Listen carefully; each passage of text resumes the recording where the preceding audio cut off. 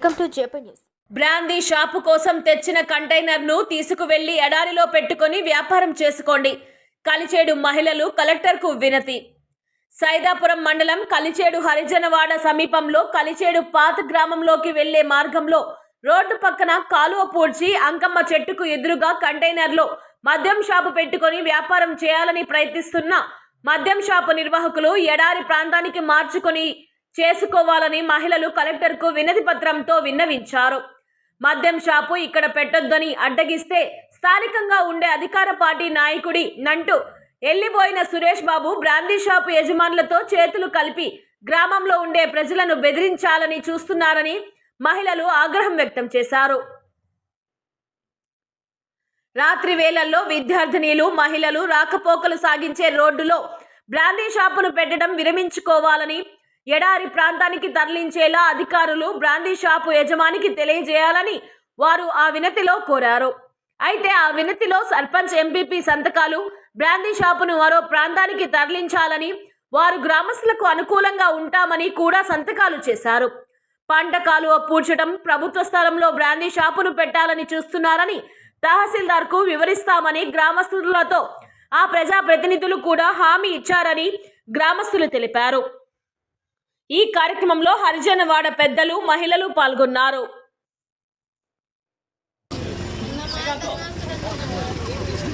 సైదాపురం మండలం నుంచి వచ్చాము. మాది కలిచేడు. నా పేరు మాధవి. మాకు ఇళ్ళ దగ్గరే మాకు కనీసం 50 మీటర్ల దూరం కూడా లేకుండా మద్యం షాప్ పెట్టున్నారు. మేము అక్కడి నుంచి తీసేసి బయట పెట్టుకోమని చెప్పి మేము అడుగుతున్నాము. అడిగేటప్పుడు ఒక విలేకరు వస్తే ఆయన్ని కూడా కాలర్ పట్టుకొని ఒక ఓనర్గా ఉండే మద్యం షాప్ ఓనర్ చాలా ర్యాష్గా ప్రవర్తిస్తున్నాడు. మీరేం చేసుకుంటారో చేసుకోకండి అని మాతో గొడవ దిగినప్పుడు అందువల్ల మేము కలెక్టర్కి చెప్పుకోవడానికి ఇక్కడ దాకా వచ్చినాం.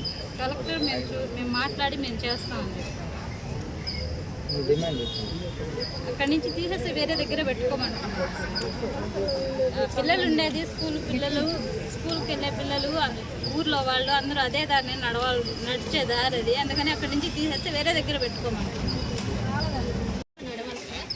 నడవాలి కానీ నైట్ టైము 9-10 అనకుండా ఏ టైం అంటే ఆ టైము బస్సులో ప్రయాణం చేసేవాళ్ళు అదే రూట్లో 4 ఊర్లు ప్రయాణం చేయాలి.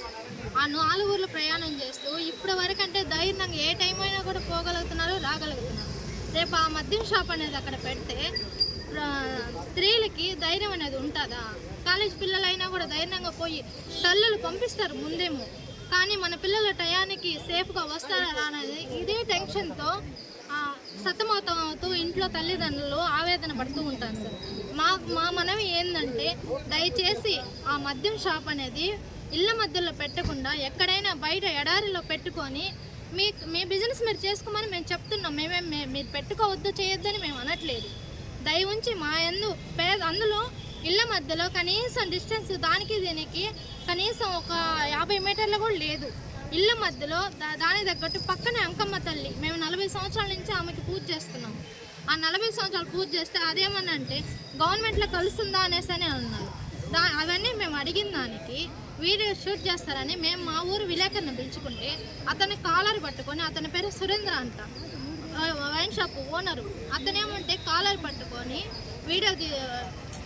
విలేకరిని షూట్ చేసే విలేకరిని కాలర్ పట్టుకొని మీ చేతనైంది మీరు చేసి 10 మంది ఆడవాళ్ళని పోగేసుకొని వచ్చినంత మాత్రాన నువ్వేంది పెద్ద హీరోవా అనేసి అని అసభ్యంగా అతన్ని కాలర్ పట్టుకొని ఈ విధంగా దౌర్జన్యంగా చేశారు సార్. వాళ్ళు మేము పిలుచుకుంటే వచ్చి షూట్ చేస్తారు. అతను మా ఊరు విలేకరు మేము పిలుచుకుంటేనే కానీ వచ్చారు, కానీ వాళ్ళు ఎక్కడో బయట సైదాపురం నుంచి వచ్చి వాళ్ళు మా మీద దౌర్జన్యం చేశారు. మున్నూరులో వాళ్ళు మేము దౌర్జన్యం చేసేదానికి మాకు న్యాయం ఎక్కడుంది ఇక్కడ? అందుకని దయ ఉంచి ఆ షాప్ అనేది అక్కడ తీసేసి వాళ్ళేం కట్టుబడితో కాదు సార్, కంటైనర్ అది కంటైనర్ ఎక్కడైనా తీసుకుని వెళ్ళి పెట్టుకోవచ్చు. మేము అదే కోరుకుంటున్నాం సార్. ఏం చేయగలరు? మేము పైనుంచి ఎక్కడెక్కడో నుంచి ఆర్డర్ తెచ్చుకున్నాము. మీరు ప్రజలు మీరేం చేయగలరు?